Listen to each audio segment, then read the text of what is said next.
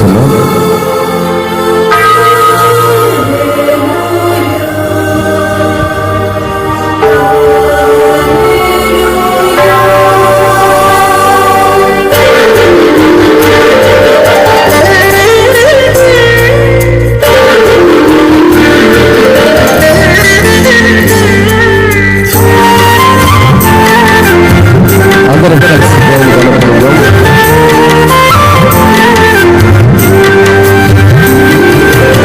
అత్యున్నత సింహాసనముపై ఆసీనుడా, దేవదూతలు ఆరాధించు పరిశుద్ధుడా, యేసయ్యా హల్లెలూయా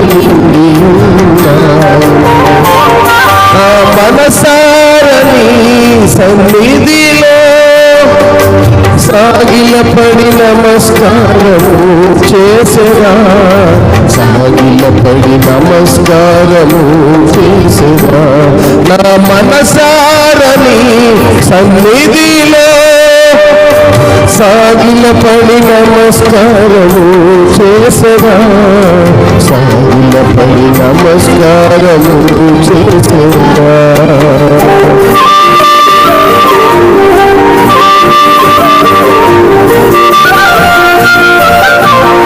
ప్రతి వసంతరము ఆయన దయాకిరీటంతో ప్రకృతి ఆయనకు ఇచ్చినటువంటి అన్ని కూడా ఆయన మహిమను వివరిస్తున్నాయి.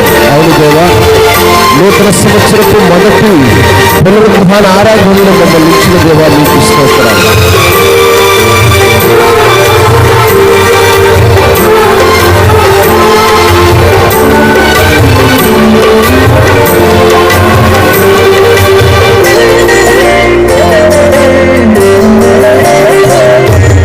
ప్రతి వసంతము నీ దయా ప్రకృతి కలలన్నీ నీ మహిమను వివరించునే. ప్రతి వసంతము నీ దయా కిరీటమే ప్రకృతి కలలన్నీ నీ మహిమను వివరించునే. ప్రభువా నిన్నే ఆరాధించగా కృతజ్ఞతార్పణలతో, కృతజ్ఞతార్పణలతో ప్రభువా నిన్నే ఆరాధించగా కృతజ్ఞతార్పణలతో, కృతజ్ఞతార్పణలతో అత్యున్నత సింహాసనముపై ఆసీనుడా, దేవదూతలు ఆరాధించు పరిశుద్ధుడా, యేసయ్యా నా నిలువెల్లను నా మనసారని సన్నిధిలో సాగిలపడి నమస్కారము చేసేరా, సాగిలపడి నమస్కారము చేసేరా.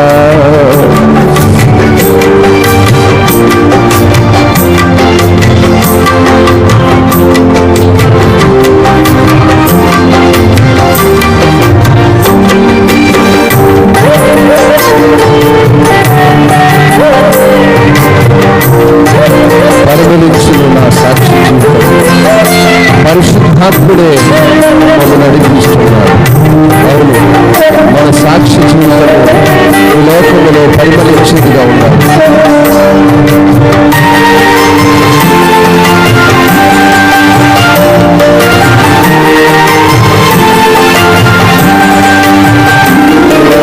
పరిమళించునే నా సాక్ష్య జీవితమే పరిశుద్ధాత్ముడు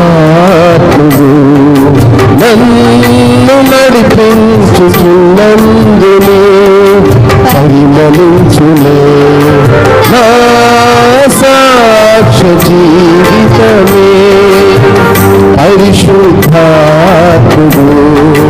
నన్ను నడిపించుచున్నందునే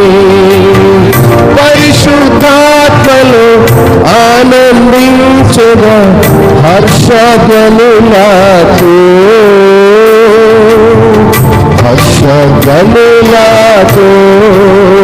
పరిశుద్ధాత్మలో ఆనందించగా హర్షధ్వనులతో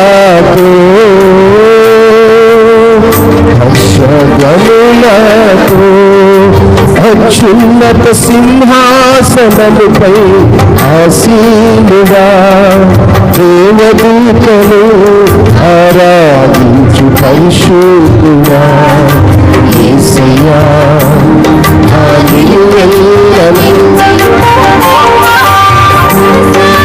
నీ సన్నిధిలో సాగిలపడి నమస్కారము చేసేదా సాగిలపడి నమస్కారము చేసేదా నా మనసారని సన్నిధిలో సాగిలపడి నమస్కారము చేసేదా సాగిలపడి నమస్కారము చేసేదా. ఎస్, పక్షిరాజు మీ రెక్కలతో మమ్మల్ని మోసారు. మీరు మాకు తండ్రిగా ఉండి మా బాధ్యతలు భరిస్తున్నారు. ఎస్లా అవును దేవా, స్తోత్రం.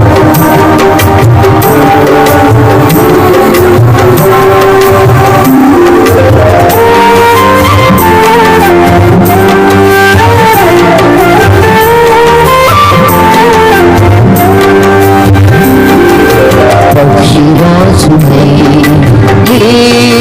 రెక్కలపై మోసితివే, నీవే నా తండ్రివై నా బాధ్యతలు భరించితివే. పక్షిరాజువై నీ రెక్కలపై మోసితివే, నీవే నా తండ్రివై నా బాధ్యతలు భరించితివే. యెహోవా నిన్నే మహిమా పరచుగా స్తుతి గీతాలతో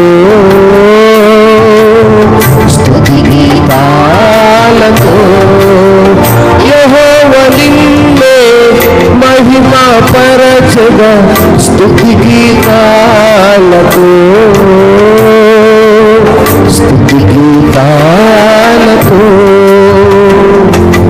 అత్యున్నత సింహాసనముపై ఆసీనుడా దేవదూతలు ఆరాధించు పరిశుద్ధుడా యేసయ్యా నా నిలువెల్ల నిండినావు. నా మనసారని సన్నిధిలో సాగిలపడి నమస్కారము చేసేదా సాగిలపడి నమస్కారం. నా మనసారని సన్నిధిలో సాగిలపడి నమస్కారము చేసేదా సాగిలపడి నమస్కారము చేసేదా.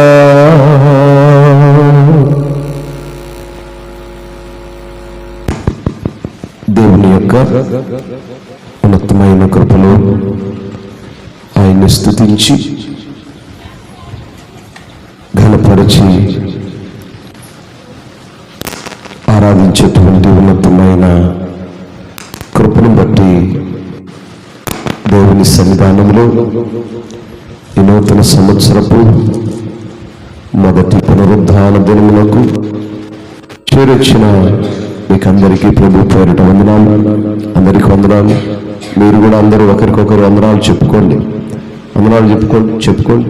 Praise Lord, praise Lord, praise Lord. అందరికీ నూతన సంవత్సరపు శుభాకాంక్షలు కూడా. ఎందుకంటే నూతన సంవత్సరపు పునరుద్ధాన దినములో దేవుడు నూతనముగా అనేక గొప్ప కార్యాలు చేయబోతున్నాడు. నూతన సంవత్సరంలో దేవుడు కొన్ని నూతన ఆత్మలను ఆయన వైపు నడిపించటము, నూతనమైన తలంపుల్లో మనము కూడా ముందు సాగడానికి దేవుడు కృపనిస్తూ ఉన్నాడు. మంచిది. చదవబడినటువంటి వాక్య భాగంలో మనం వెళదాము. 77వ కీర్తనను మనము ఉత్తర ప్రత్యుత్తర భాగములుగా ధ్యానం చేశాము. ధ్యానము చేయబడినటువంటి భాగాన్ని మనము గమనిస్తే, కీర్తనాకారుడైనటువంటి ఆసాపు దేవుని సహాయము కొరకు దేవుని దగ్గర విజ్ఞాపన చేస్తూ ఉన్నాడు. దేవుని పిల్లలైన మనము ఎల్లప్పుడూ దేవుని దగ్గర ఆ విజ్ఞాపన చేసే అనుభవాన్ని మనం నేర్చుకోవాలి. అమ్మ, అందరు జాగ్రత్తగా ఇటే చూడాలి. ఇటు చూడద్దు, పిల్లల వైపు చూడద్దు. పిల్లలు కూడా కంట్రోల్లో ఉంచండి. కొద్ది నిమిషాలు వాక్యాన్ని ధ్యానం చేసేటప్పుడు చెప్పాను మీకు అనేక మార్లు, ఎవరు పక్కకు తిరిగినా నాకు కనపడిపోయింది. కనపడినప్పుడు వాక్యాన్ని పక్కన పెట్టి నేను మిమ్మల్ని కంట్రోల్లో తీసుకోవడానికి ఆలోచన చేస్తాను. ఇప్పుడు అదే జరిగిందా? ప్రారంభించానా? మీరు అటు చూస్తున్నారా? ఇది పక్కకి వెళ్ళిపోయింది. వెళ్ళకూడదు. వాక్యాన్ని మనం ధ్యానం చేస్తున్నప్పుడు మన కనుదృష్టి వాక్యంపై ఉండాలి. దైవజనుడు ఏం బోధిస్తున్నాడు, ఏమి నేర్చుకోవడానికి వచ్చాం? దేవుని సన్నిధికి ఎప్పుడైనా మనం వెళ్తున్నప్పుడు నూతన సంవత్సరంలో తీర్మానాలు, ఇవన్నీ ఒక తీర్మానం ఉండాలి. మందిరానికి వెళ్తున్నామంటే దైవజనుడు ఏం బోధిస్తున్నాడు, ఆ బోధకుని మాటలు మన హృదయంలో ఎలా పనిచేస్తున్నాయి ఎప్పుడు మీకు తెలియజేస్తుంటాను. పిల్లవాడు స్కూల్కి వెళ్ళినప్పుడు సాయంత్రం రాగానే పిల్లవాడిని ప్రశ్నించాలి ఆ తల్లి లేదా తండ్రి, నానా ఈరోజు స్కూల్కి వెళ్ళావు, ఏమి నేర్చుకుని వచ్చావు? దాన్ని హోంవర్క్ అంటారు. ఆ రీతిగా దేవుని సన్నిధికి వచ్చిన మనము బోధకుడు బోధిస్తున్నప్పుడు ఆ బోధలో మనం ఏమి నేర్చుకోలేకపోతున్నాం, ఏం చెప్తున్నాడు అనే ఆ తృష్ణ, ఆశ, ఆ తపనతో సిద్ధపడి మందిరానికి రావాలి. మందిరానికి రాగానే అటు ఇటు దిక్కులు చూసుకుంటూ వాళ్ళు పలకరించుకునే సమయం కాదు ఇది. మనం పలకరించుకునే సమయం అంతా బయట. మందిరముకు వచ్చాక మనం ఎలా ఉండాలంటే క్రమశిక్షణ కలిగి ఉండాలి, భయభక్తులు కలిగి ఉండాలి.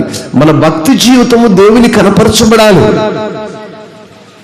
మన భక్తి జీవితాన్ని దేవుడు ఆయన యొక్క కనుదృష్టి సంవత్సరాది మొదలుకొని సంవత్సరాంతం వరకు అన్నాడు. ఏ దృష్టి? ఎవరి దృష్టి? నా దృష్టి. మిమ్మల్ని ఇప్పుడు అంటే కొంచెం గద్దిచ్చినా చెప్పినా బాధగా ఉంటుంది, కానీ దేవుని దృష్టి ఒకరోజు కాదు, ఇది మొదలుకొని మన సంవత్సరం ముగించేంత వరకు, మన జీవితం ముగించేంత వరకు ఆయన కనుదృష్టి మనపై ఉంటుంది. ప్రత్యేకంగా దేవుని సన్నిధిలో ఉన్నప్పుడు మరీ ఎక్కువగా ఉంటుంది. కనుక జాగ్రత్తగా దేవుని మాటలపై మన కనుదృష్టి ఉంచాలి. ఇక్కడ ఒక మాటను ఇదే గ్రంథంలో మనం చూస్తే 4వ వాక్యం ఒకసారి చదవండి. నీవు నా కన్నులు మూతపడనీయకు, నేను కలవరపడుచు మాటలేడలేకపోతున్నాను. దేవుని సన్నిధిలో మన కన్నులు మూత పడకూడదు. మూత పడకపోవడమే కాకుండా కలవరపడుతూ మాట్లాడిపోయే పరిస్థితులు మనం ఉండకూడదు. అందుకే ఇక్కడ దేవుని సహాయం కొరకు విజ్ఞాపన చేస్తున్నాడు కీర్తనకారుడు. మొదటి మాట మనం చూసినప్పుడు, నేను వెలుగెత్తి దేవునికి మొరపెట్టుదును, ఆయన నాకు మనవి చేయుదును, దేవుడు నాకు చెవియొగ్గు వరకు నేను వెలుగెత్తి. ఈ నూతన సంవత్సరపు ఆరాధనలో, పునరుద్ధాన ఆరాధనలో ఒక తీర్మానానికి రావాలి. ఆసాపు కీర్తనకారుడు దేవుని సన్నిధిలో దేవుని సహాయాన్ని కోరుకుంటున్నాడు. దేవుని సహాయాన్ని కోరుకుంటూ దేవుని దగ్గర విజ్ఞాపన చేస్తున్నాడు. అమ్మ, జాగ్రత్తగా ఆలకించాలి. దేవుని దగ్గర విజ్ఞాపన చేయాలి. ఈ పునరుద్ధానమందు నువ్వు ఒక తీర్మానానికి రా. అయ్యా, నేను విజ్ఞాపన చేస్తున్నాను, నేను నీ సహాయాన్ని కోరుతున్నాను. ఆసాపు కీర్తనకారుడు అంటున్నాడు, అయ్యా నేను వెలుగెత్తి నీకు మొరపెడుతున్నాను, బిగ్గరగా నీకు మొరపెడుతున్నాను. బిగ్గరగా, వెలుగెత్తి, గంభీరముగా, గంభీరమైన స్వరముతో నేను నీకు మొరపెడుతున్నాను. నా మనవి నీకు అంగీకారముగా ఉండాలి. నేను చేసే ప్రార్థన, నేను చేసే ఆర్తనాదము నీకు ఇష్టమైనదిగా ఉండాలి. కొన్నిసార్లు దేవునికి అయిష్టమైనటువంటి ప్రార్థనలు మనం అడుగుతాము, అవి దేవుడు అంగీకరించడు. కనుకొనే ఆసాపు కీర్తనకారుడు దేవుణ్ణి అడుగుతున్నాడు, నేను మొరపెడుతున్నాను, నా మనవి నీకు ఇష్టంగా ఉన్నది లేదో నేను ప్రశ్నించుకుంటున్నాను, పరీక్షించుకుంటున్నాను. ఈరోజు నుంచి మనము మన ప్రార్థన జీవితాన్ని పరిశీలించుకోవాలి, మన ఆత్మీయ జీవితాన్ని పరిశీలించుకోవాలి, మన ఆధ్యాత్మిక స్థితిని పరిశీలించుకోవాలి. పునరుద్ధానపు ఆరాధనలో సిద్ధపడుతున్న మనము, పునరుద్ధానుడైనటువంటి యేసయ్యను ఆరాధిస్తున్న మనం పరిశీలించుకోవాలి.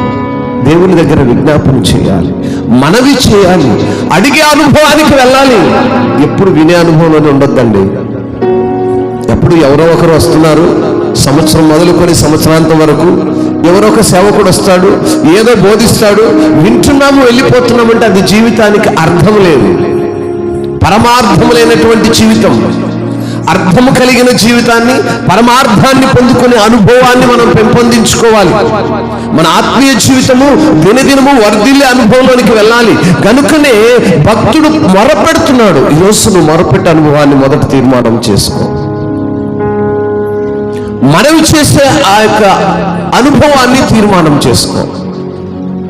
దేవుని దగ్గర మొరపెట్టాలి, దేవుని అడగాలి, దేవుని దగ్గర ఆర్తనాదనం చేయాలంట. దావీదు అనేక మార్లు ఆయన సన్నిధిలో వెలుగెత్తి ప్రార్థన చేశాడు. అందుకే ఆయన అంటున్నాడు, నేను వెలుగెత్తి దేవునికి మొరపెడుతూ ఆయనకు మనవి చేస్తూ ఆయన నా మొరను వినేదాకా నేను ఆయనకి మనవి చేస్తూనే ఉంటాను. స్తోత్రం.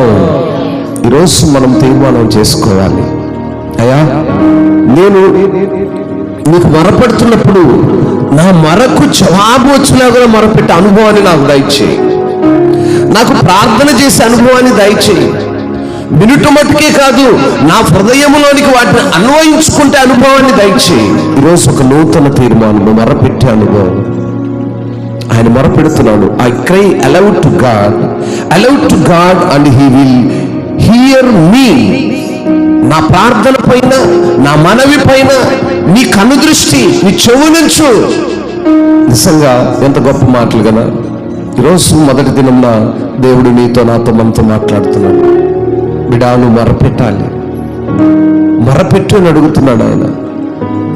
ఆసాపు కీర్తనకారుడు మొరపెడుతున్నాడు, మనవి చేస్తున్నాడు, విజ్ఞాపన చేస్తున్నాడు. ఈరోజు నువ్వు మొరపెట్టే అనుభవం ఉన్నావా? ఎందుకు మొరపెడుతున్నాడు అనే మాటకు రెండో మాటను చూస్తే, నా ఆపత్కాలమందు నేను ప్రభువును వెతికి తిని, రాత్రివేళ నా చేయి వెనుకకు తీయకుండా చాపబడి ఉన్నది, నా ప్రాణము ఓదార్పు నొల్లక ఉన్నది. దేవుణ్ణి మొరపెడుతున్నప్పుడు ఆపత్కాలంలో ప్రభువుని వెతికే అనుభవానికి వెళ్ళాలి, ప్రాణానికి ఓదార్పు కలిగి అనుభవానికి వెళ్ళాలి. దేవుడు మనల్ని జ్ఞాపకం చేసుకోవాలి. మన మనవిని బట్టి, మన యొక్క వెలుగెత్తి చేసే ఆర్తనాదాన్ని బట్టి దేవుడు మనల్ని జ్ఞాపకం చేసుకోవాలి. మూడో వాక్యం అందుకంటాడు, దేవుణ్ణి జ్ఞాపకం చేసుకున్నప్పుడు నేను నిట్టూర్పు విడుచుచున్నాను, నేను ధ్యానించినప్పుడు నా ఆత్మ కృంగిపోవచ్చున్నది. ప్రైజ్ గాడ్, స్తోత్రం. దేవుణ్ణి మొరపెట్టేటప్పుడు నిట్టూర్పు చేస్తున్నాడంట. నిట్టూర్పు అంటే ఏంటి? ఏమా, దేవుణ్ణి మొరపెడుతున్నప్పుడు ఆయన ఏం చేస్తున్నాడట? నిట్టూర్పు విడుచుచున్నాడు, కన్నీరు విడుస్తున్నాడు, వేదన పడుతున్నాడు, అడుగుతూ ఉన్నాడు, బాధపడుతున్నాడు. ఒకవైపు అడుగుతున్నాడు, అయ్యా నువ్వు నన్ను జ్ఞాపకం చేసుకో. దేవుడు మనల్ని జ్ఞాపకం చేసుకోవాలా? దేవుణ్ణి జ్ఞాపకం చేసుకోవడానికి నరుడు ఏ పాటి వాడంటాడు యెషయా గ్రంథకర్త. దేవుణ్ణి జ్ఞాపకం చేసుకోవడానికి మనల్ని జ్ఞాపకం చేసుకోవడానికి ఆయన మనం ఎంతటి వారము అంటే ఎటువంటి ఆత్మీయ స్థితి మనలో ఉంటే. అందుకే అంటాడు ఆ రెండో మాటలు, నేను ధ్యానించినప్పుడు నా ఆత్మ కృంగిపోవచ్చున్నది. మన ఆత్మలు కృంగి ఆర్తనాదముతో ఆయన ధ్యానించగలిగితే అప్పుడు మనల్ని జ్ఞాపకం చేసుకుంటాడేమో. ఆత్మలో కృంగి అనుభవం ఏది? నిట్టూర్పులు మాత్రమే విడుస్తూ ఉంటే కృంగి అనుభవాన్ని ఎప్పుడు నేర్చుకుంటావు? ఆత్మలో కృంగిబాటు కావాలి. ఆత్మలో కృంగిబాటు కలిగి ఆయన ధ్యానిస్తున్నప్పుడు ఆ నిట్టూర్పు విడిచగలిగే అనుభవాన్ని మనం కలిగినప్పుడు దేవుడు మనల్ని జ్ఞాపకం చేసుకుంటాడండి. నిజంగా దేవుడు మనల్ని జ్ఞాపకం చేసుకోవాలి అంటే మనం ఎంత ప్రయాసపడాలో కదా, ఎంత ప్రయాసపడాలి, ఆత్మలో ఎంత కృంగుబాటు ఉండాలి, ఎంత తగ్గింపు జీవితం ఉండాలి, ఎంత ఆధ్యాత్మిక స్థితిలో అనుదినము దినదినము ఆయన మొరపెట్టే అనుభవం ఉండాలి. ఈరోజు ఒక నూతన తీర్మానంలోకి వెళదాం. నాయన, మేము మొరపెట్టే అనుభవంలోనికి మమ్మల్ని నడిపించు. మా ఆత్మలు నీ ఎడల నిట్టూర్పు కలిగినవై, నీ ఎడల నీకు ఇష్టమైన అనుభవాన్ని నేర్చుకున్నామై, దినదినము అనుదినము నీ సన్నిధిలో బ్రతికే అనుభవాన్ని మాకు నేర్పించమని అడిగే వారముగా మనం ముందు కొనసాగాలి. ఆ మాటల్లో ఇంకా చాలా గొప్ప శ్రేష్టమైన సంగతులు ఉంటాయి. ఆ 6వ మాటను చూస్తుంటాడు, నేను పాడిన పాట రాత్రి యందు జ్ఞాపకం చేసుకుందును, హృదయమున ధ్యానించుకుందును. దేవా, నా ఆత్మ నీ తీర్పు మార్గము శ్రద్ధగా వెతికాను. స్తోత్రం. తీర్పు తీర్చే మార్గాన్ని వెతకాలి. దేవుడు తీర్పు తీర్చే మార్గాన్ని ఊరిక తమాషగా అనుకోలేదు. ఆ దేవుడు తీర్పు తీరుస్తాడులే, మరణం తర్వాత తీర్పు ఉందిలే, మరణిస్తాం ఎలాగైనా ఒక దినము తీర్పు దినం ఉంది అలా అనుకోలేదు. ఆ తీర్పు దినమును వెతుకుతున్నాడు, సెర్చ్ చేస్తున్నాడు. అందుకంటాడు, నేను పాడిన పాటలు రాత్రి యందు జ్ఞాపకం చేసుకుంటూ హృదయంలో ధ్యానించుకోవాలి. Praise God. స్తోత్రం, స్తోత్రం, హల్లెలూయా. హృదయములో ధ్యానం చేసుకోవాలి. ఈ పగటి కాలపు ఆరాధనలో పరిశుద్ధాత్మ దేవుడు దైవజనుడు ఏమి మాట్లాడాడు, నాకు ఏమి బోధించాడు, నేను ఏమి నేర్చుకున్నాను, ఆ పడక సమయంలో జ్ఞాపకం చేసుకోవాలి. ఆ పడక సమయంలో వాటిని రిపీట్ చేసుకోవాలి, మన్నన చేసుకోవాలి. కీర్తనకారుడు ఆ రీతిగా మన్నన చేసుకుంటూ హృదయములో ధ్యానించుకుంటూ, దేవా, నా ఆత్మ నీ మార్గము కొరకు శ్రద్ధగా వెతుకుతున్నది. దేవుని సన్నిధికి శ్రద్ధగా కావాలి, దేవుని సన్నిధిలో శ్రద్ధగా పాడాలి, దేవుని వాక్యమును శ్రద్ధగా చదవాలి, దేవుని ప్రార్థించినప్పుడు శ్రద్ధగా ప్రార్థించాలి. శ్రద్ధగా చేయని ఏ పని కూడా సఫలము కాదండి. నువ్వు శ్రద్ధ కలిగి చేసే ప్రతి పనిలో సఫలమవుతాం, ఉత్తీర్ణులమవుతాం. శ్రద్ధ కలిగి ఉండాలి, భక్తి కలిగి ఉండాలి. ఆత్మీయ జీవితంలో ఆత్మను కృంగించే విధముగా మన భక్తి జీవితం ఉండాలి. ఆసాపు కీర్తనకారుడు శ్రద్ధ కలిగి ఆ రీతిగా దేవుని సన్నిధిలో ఉంటూ ఆయన కృప. 7వ మాటను చూస్తే, ప్రభు నిత్యము విడనాడునా, ఆయనకెన్నడూ కటాక్షింపడా, ఆయన కృప ఎన్నటికీ లేకుండా మానిపోయినా, ఆయన సెలవిచ్చిన మాట తరతములకు తప్పిపోయినా, దేవుడు కటాక్షింపక మానినా, ఆయన కోపించి వాత్సల్యత చూపకుండునా. ఇవన్నీ ప్రశ్నలే, ఇవన్నీ ప్రశ్నలు. క్వశ్చన్ మార్క్ వేసుకున్నాడు, ప్రశ్న వేసుకుంటున్నాడు. ఆసాపు కీర్తకారుడు మాట్లాడుకుంటూ హృదయంలో ధ్యానం చేసుకుంటూ ప్రశ్న వేసుకుంటున్నాడు, ప్రభువు నిత్యము విడనాడునా. కొన్ని సందర్భాల్లో మనకు అనానుకూల పరిస్థితులు వస్తాయి, ఆపదలు వస్తాయి, శ్రమలు వస్తాయి, ఉపద్రవాలు వస్తాయి. అలాంటి సమయంలో దేవుడు ఎల్లప్పుడూ వదిలేస్తాడా? ఎల్లప్పుడూ వదిలేసేవాడుగానే ఉంటాడా? ప్రశ్న వేసుకుంటున్నాడు. దేవుడు వదిలేస్తాడా? దేవుని కృప నాకు ఉండకుండా పోతుందా? ఆయన నా శ్రమల నుంచి కరుణించి నన్ను వాటి నుంచి తప్పియడా? ఆయన కోపం నా మీద నుంచి తప్పిపోదా? ప్రశ్న వేసుకుంటున్నాడు, ప్రతి మాటను ప్రశ్నించుకుంటున్నాడు, హృదయాంతరంగం నుంచి మాట్లాడుకుంటున్నాడు. హృదయాంతరంగం నుంచి ధ్యానించే అనుభవానికి మనం వెళ్ళాలి. ఈ కీర్తనకారుల యొక్క అనుభవాలు మన జీవితానికి మార్గాలు. స్తోత్రం, స్తోత్రం. వారి మార్గాలను అనుసరించి మన బ్రతుకులను సరిచేసుకోవడానికి వాక్య ధ్యానంలోనికి మనం వెళ్తుంటాం. కీర్తనకారుల యొక్క అనుభవాల్లో వారు నేర్చుకున్న అనుభవాలు మన జీవితానికి ఒక గుణపాఠాలు. ఆయన ప్రశ్నిస్తున్నాడు, అయ్యా, నువ్వు నన్ను కరుణించవా? నువ్వు ఎప్పుడు ఇలాగే ఉంటావా? నాకు ఎప్పుడు శ్రమలే ఉంటాయా? నాకు ఎప్పుడు బాధలే ఉంటాయా? నా కుటుంబంలో ఆనందం ఉండదా?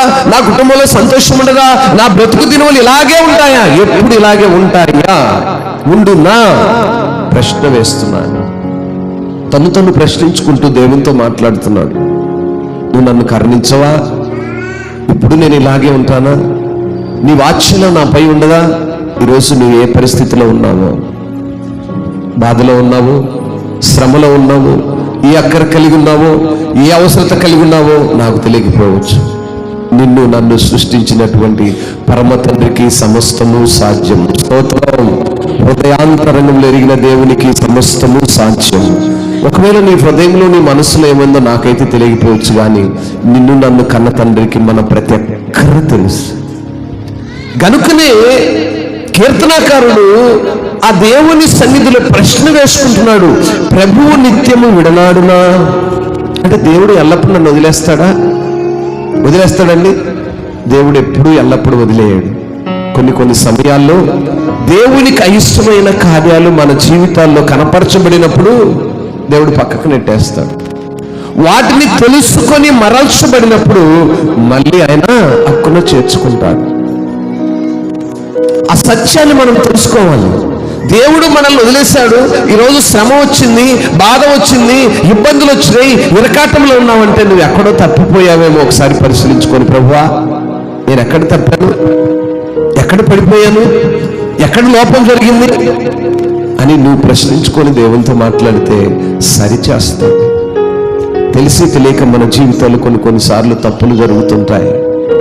అయితే దేవుని దగ్గర పరిశీలించుకోవాలి, పరీక్షించుకోవాలి. దేవుని అడగాలి, అయ్యా నేను ఎక్కడ తప్పిపోయాను, నా మార్గాలు ఎక్కడ చెడిపోయినాయి, నేను సరి చేసుకోవడానికి ఒక అవకాశమే అయ్యా అని దేవుని అడగలిగితే తప్పక ఆయన దరి చేర్చుకుంటాడు.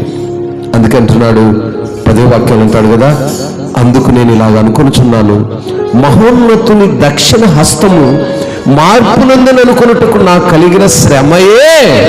స్తోత్రం చెప్పండి అందరు గట్టిగా, స్తోత్రం. కొన్నిసార్లు మనకు శ్రమలు కలుగుతాయి.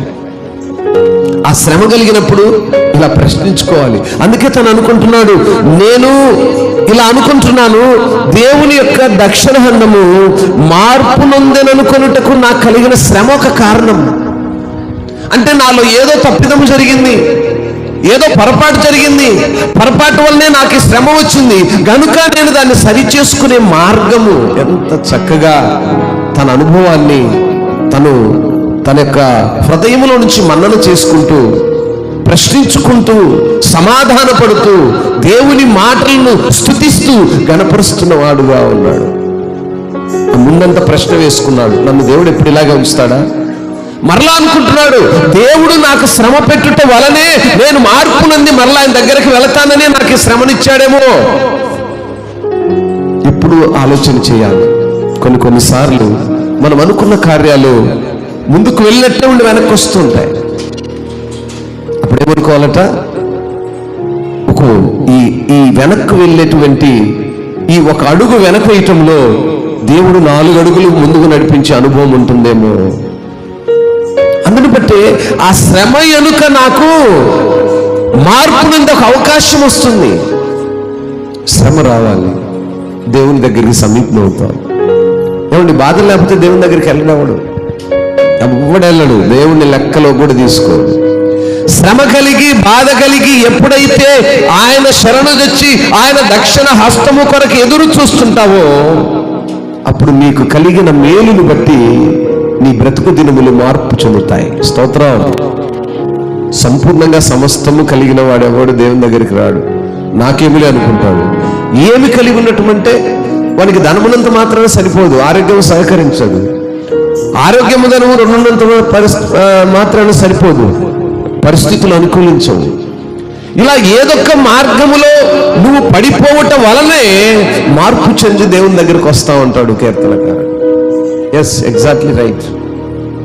మనమందరము దేవుని దగ్గర ఉన్నామంటే మన జీవితాల్లో ఏదొక సమయంలో ఏదొక పరిస్థితిలో దేవుడి దగ్గరికి వెళ్ళి మన యొక్క అపూర్వపు పరిస్థితిని ఆయన దగ్గర అడిగినప్పుడు ఆయన దక్షిణ హస్తము చేత మనల్ని కాచిన విధానాలను బట్టి మార్పు చెందిన వారంగా మన ఆయన దగ్గర చేరుతున్నాం. ఆ మాదిరిగా తన జీవితాల్లో ఆయన కలిగిన ప్రతి అనుభవాన్ని మనకు ఒక మార్గంగా తీసుకొచ్చాడు. 13వ వాక్యం అంటాడు, దేవా నీ మార్గం పరిశుద్ధమైనది, దేవుని వంటి మహాదేవుడు ఎక్కడున్నాడు? ఆశ్చర్య క్రియలు జరిగించు దేవుడవు నీవే, జనములలో నీ శక్తిని నీవు ప్రత్యక్షపరుచుకొని ఉన్నావు. దేవుడు ఆశ్చర్య క్రియలు జరిగించగలవాడు. You are the God who works wonders. You have made known your might among the peoples. దేవుడు ఆశ్చర్యక్రియలు జరిగించిన దేవుడు. ఆ ఆశ్చర్యక్రియలను బట్టే జనములో ఆయన ప్రత్యక్షపరచబడుతూ ఉన్నాడు. నీ బాహుబలం వలన యాకోబు యోసేపుల సంతతి వారగు నీ ప్రజలను విమోచించి ఉన్నాడు. దేవా, జనములు నిన్ను చూచెను, జలములు నిన్ను చూచి దిగులు పడెను, అగాధ జలములు గజగజలాడు. ఇలాగా అనేకమైనటువంటి ఆశ్చర్య కార్యములు దేవుడు మన జీవితాల్లో చేయబోతున్నాడు. మనం ఒక నూతనమైన ఆలోచనకు రావాలి, ఒక నూతనమైన తీర్మానం చేసుకోవాలి, ఒక ఉన్నతమైన స్థితికి వెళ్ళే అనుభవాన్ని రావాలి. దేవుని దగ్గర మనవి చేసే అనుభవం, దేవుని దగ్గర విజ్ఞాపన చేసే అనుభవం, దేవుని యొక్క సహాయాన్ని కోరుకునే అనుభవాన్ని ఈ నూతన సంవత్సరంలో మనం తీర్మానం చేసుకోవాలి. ఆ రీతిగా దేవుడు మనల్ని నడిపించి అట్టి కృపలో ముందుకు తీసుకెళ్ళటానికి దేవుడు సహాయం చేయునుగాక. దేవుడి మాటలు దీవించి ఆశీర్వదించును గాక. గనుక మరి సమయం ముందు మరి ప్రార్థన కొరకు, పాత్ర కొరకు సిద్ధపడిపోతున్నా. మనము అందరము లేచి నిలబడి ప్రార్థనాపూర్వకంగాను మరి ఆధ్యాత్మిక స్థితిలో దేవుడు మన జీవితాల్లో చేయబోతున్న ఉన్నతమైన మేలుల కొరకుగాను అందరము లేచి నిలబడి కొద్ది నిమిషాలు ఆయన యొక్క శరీరమునకు, ఆయన యొక్క రక్తమునకు పాత్రలుగా కాబోతున్న మనము అందరము లేచి నిలబడితే హృదయపూర్వకంగాను మనఃపూర్వకంగాను శరీర బలహీనతలు ఉన్న వారికి దేవుడు సంపూర్ణమైన ఆరోగ్యమును దయచేయునుగాక. బలహీనతలో ఉన్న వారికి దేవుడు బలమును దయచేయునుగాక. నిలబడలేని వారికి దేవుడు శక్తినిచ్చునుగాక. ప్రతి రోగము నుంచి తప్పించి ఆరోగ్యముగా నిన్ను ఆరాధింతురుగాక. ప్రతి ఒక్కరికి నిద్రమత్తును, అపవాదైనటువంటి దయ్యాన్ని, స్వామరి అనేటువంటి దయ్యాన్ని దేవుడు వదలగొట్టునుగాక. రైట్, అందరు అలర్ట్ అయ్యారా? అందరు అలర్ట్ అవ్వాలి. ఈ సమయం అటువంటిది. ఎందుకనంటే వాతావరణము చల్లగా ఉంది, వేడిగా లేదు. సమయము ఇది మంచి సమయము, రెండిటికి ఉపయోగకరమైన సమయం. ఒకటి, రెండవది కనుక ఈ రెండు సమయాలు ఇప్పుడు ఆరాధన అంటే ఎలా ఉంటుందంటే చాలా బాధగా ఉంటుంది. మరి దేవుని సన్నిధిలో బాధగానే ఉంటుంది అన్నాడు కదా కీర్తనగాడు.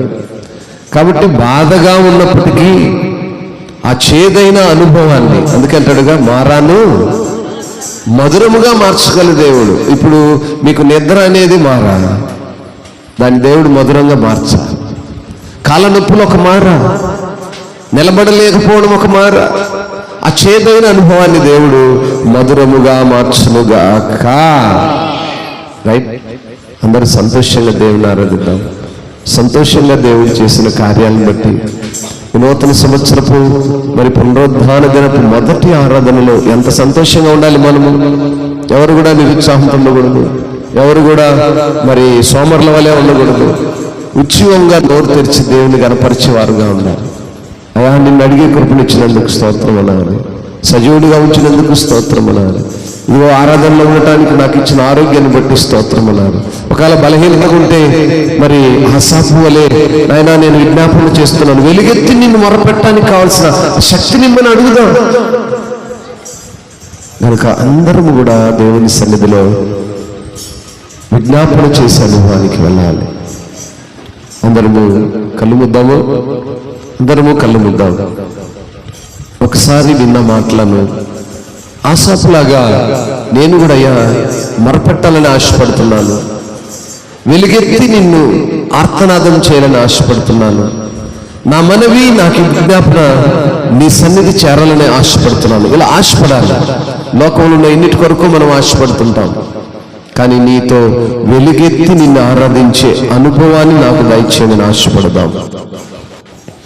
ఆశపడుతున్నావా? ఒకసారి ప్రార్థన చేసుకో. అయా, నూతన సంవత్సరపు పునరుద్ధాన దినపు మొదటి ఆరాధనలో నన్ను సజీవురాలుగా ఉంచినందుకు నీకు స్తోత్రం.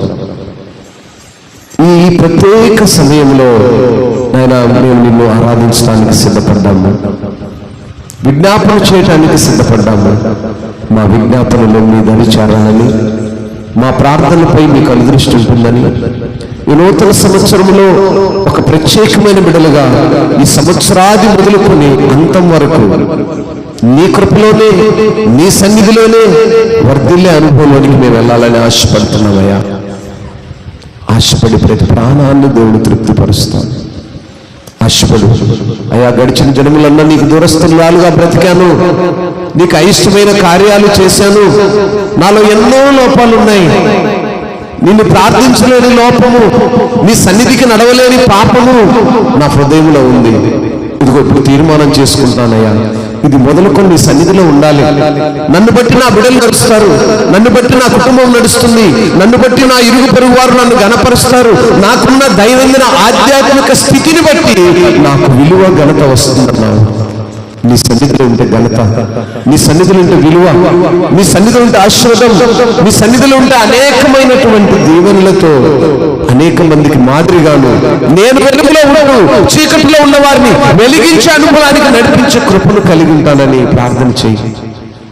కన్నీరు విడిచి ప్రార్థన చేయి, మన కొరకుగా ప్రార్థన చేయి. మనస్సు హృదయ అంతరంగంలో నుంచి అడిగే అనుభవానికి వెళ్దామా?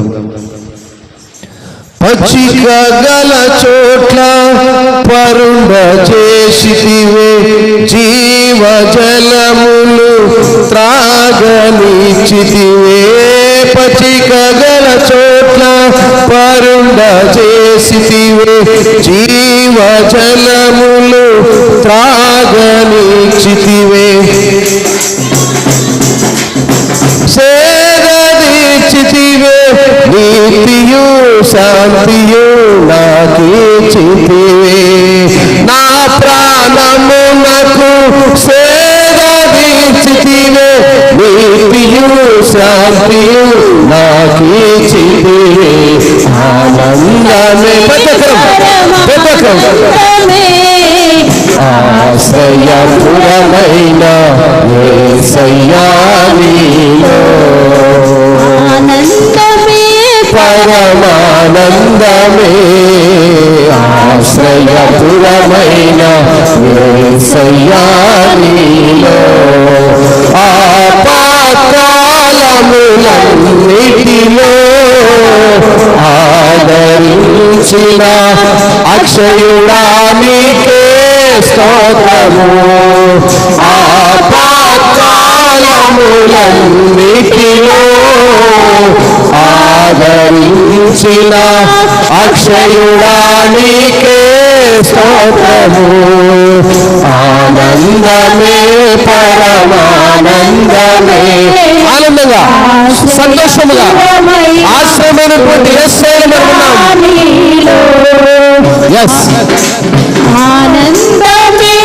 ఆనందకరమైనటువంటి సమయం. ఆశ్రయపురమైన యేసయ్యా నీలో. అందరం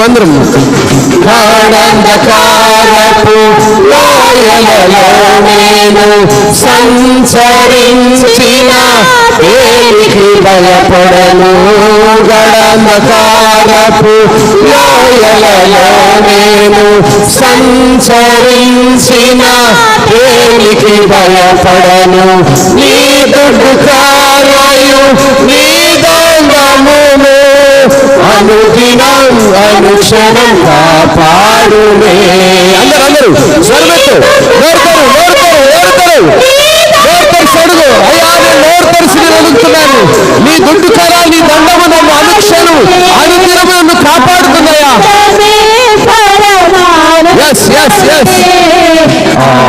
ఆశ్రయపురమైన యేసయ్యా నీలో అన్నిటిలో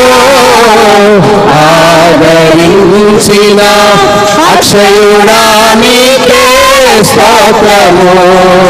ఆపత్కాలములన్నిటిలో ఆదరించిన అక్షయుడా నీకే స్తోత్రము. ఆనందమే, పరమానందమే.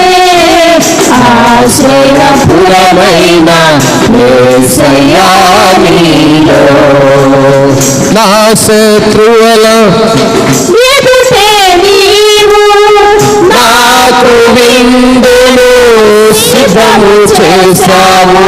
నా శత్రువుల ఎదుటే నీవు నాకు విందును సిద్ధము చేశావు.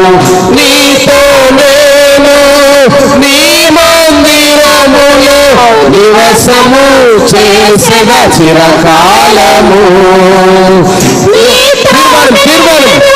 ఒక తీర్మానం చేసుకో, నాయనా నేను నీతో చిరకాలము నీ సన్నిధిలో ఉండాలని.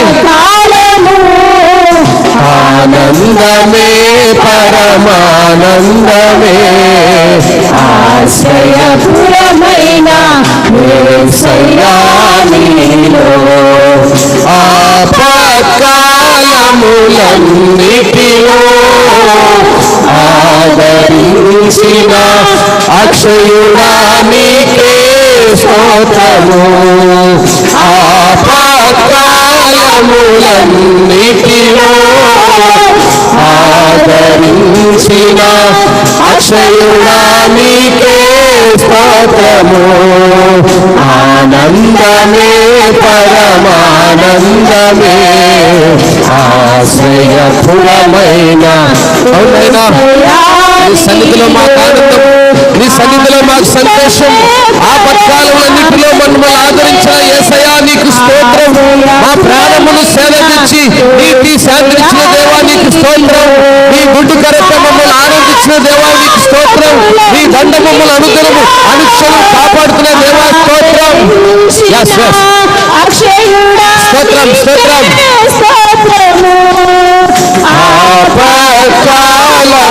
ఆపత్కాలములన్నిటిలో ఆదరించిన అక్షయుడా నీకే స్తోత్రము. ఎస్ స్తోత్రం స్తోత్రం ప్రభువా, నీకు వందనాలయ్యా. ఆపత్కాలంలో మమ్మల్ని ఆదుకున్న దేవా నీకు స్తోత్రం. అంకర్లో మాకు తోడుకున్న దేవ స్తోత్రం. అవునైనా స్తోత్రాలు చెల్లుతాం.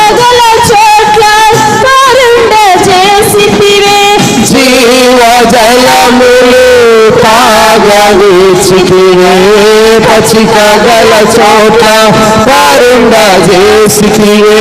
జీవజలములు తాగనిచ్చితివే, నా ప్రాణము నాకు సేవనిచ్చితివే. ప్రతి ఒక్కరు నాయన నా ప్రాణానికి సేవ తీర్చిచ్చావు. నీతి శాంతి నాకు అనుగ్రహించావు. ఈ లోకంలో ఇంతకంటే నాకేది అక్కర్లేదు యేసయ్యా.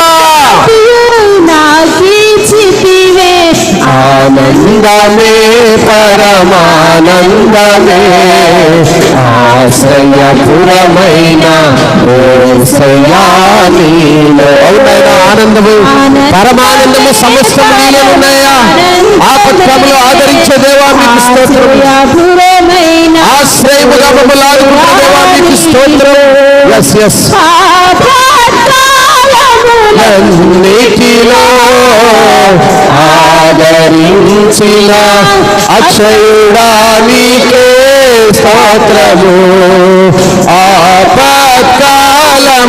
ఆపత్కాలములన్నిటిలో ఆదరించిన అక్షయుడా నీకే స్తోత్రము. ఆనందమే పరమానందమే ఆశ్రయపురమైన యేసయ్యా నీలో. నీ సన్నిధిలో మేము ఆనందిస్తున్నాం, నీ సన్నిధిలో మేము పరవశిస్తున్నాం. నీ సన్నిధిలో ప్రభువా నిన్ను గణపరుస్తున్నాం. నీ సన్నిధిలో ప్రభువా నీ ఉన్నతమైన కృపలను ఎదురు చూస్తున్నామయ్యా. స్తోత్రం. అవును దేవా స్తోత్రం. చిరకాలము నీ సన్నిధిలో నివాసం చేసే అనుభవాన్ని కోరుతున్నామయ్యా.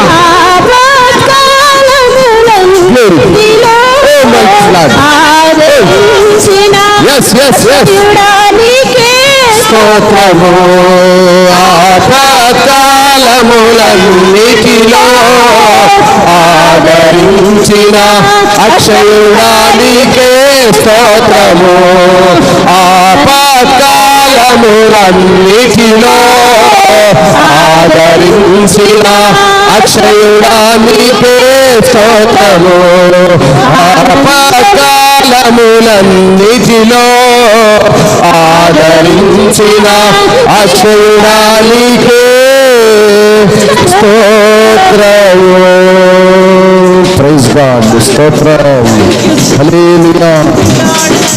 దేవుని ఉన్నతమైన నామమును బట్టి స్తోత్రం స్తోత్రం స్తోత్రం. మా ఆత్మలను మీకు మహాగణుడా మీకు స్తోత్రం. మహోన్నతుడా మీకు వందనాలు. ఎంతైనా ఆనందకరం ఈ పునరుద్ధాన దినములో ఈ లోకంలో నిన్ను ఆరాధించడానికి, ఒకరోజు నిన్ను గణపరచడానికి, నీతో చిరకాలము నీ మందిరములో నివాసము చేయాలని తీర్మానం చేసుకోవడానికి ఆరాధించిన బిడ్డలందరినీ జ్ఞాపకం చేసుకో. స్వరమెత్తి ఎంతమంది బిడ్డలైతే నాయనా చిరకాలము నీ సన్నిధిలో నివాసము చేయాలని, నీ ఉన్నతమైన కృపకు పాత్రులుగా ఉండాలని నాయన తీర్మానం చేసుకున్నారు. అటు తీర్మానాన్ని స్థిరపరచు, బలపరచండి. ఇది మొదలుకొని సంవత్సరాది మొదలుకొని సంవత్సర అంతం వరకు కూడా ఈ ఆరాధన క్రమంలో ప్రతి బిడ్డ ఈ రీతిగా నిన్ను గణపరచడానికి కృపనివ్వయ్యా. సోమరితనమును తీసివేయి నాయన. ఈ లోకపు ప్రతి విధమైనటువంటి చీకటి శక్తులను యేసు నామములో లయపరచండి నాయన. అంధకార సంబంధమైన ఏ కార్యము ఆ బిడ్డల దరి చేరుటకు ఎటువంటి తావు లేకుండా నీ కృపణ రక్షణ హస్తమును మీ బిడ్డలపై ఉంచమని నూతన ఆత్మలను బట్టి మీకు స్తోత్రం నాయన. మరి తండ్రి రక్షణ అనుభవంలో ఉంటూ మీకు దూరస్తులుగా బిడ్డలను జ్ఞాపకం చేసుకోండి. వారి ప్రతి ఇహ సంబంధమైనటువంటి పాత రాత జీవితమును యేసు నామములో సమాధి చేసి నూతన పరచబడి నూతన జీవములోనికి, నూతన ఆత్మలోనికి నూతనముగా నడిపించబడటకు ఆ బిడ్డల ప్రతి విధమైనటువంటి లోక సంబంధమైనటువంటి కార్యములను సమాధి చేయమని, నూతనముగా ఇద్దరు నుంచి బ్రతకటానికి ప్రతి బిడ్డకు అటు నూతనమైనటువంటి హృదయమును, నూతనమైనటువంటి మనస్సును, నూతనమైనటువంటి జీవంలోనికి నడిపించమని ఆయన ఆరాధనలో పాల్పంచుకుంటారు. అందరిని బట్టి మీకు ఘనత మహిమ ప్రభావాలు ఆరోపిస్తూ యేసు ఘనమైన నామములో ప్రార్థించుకుని ఆరాధించుకొని ముందు కొనసాగుతున్నాము తండ్రి. ఆమేన్.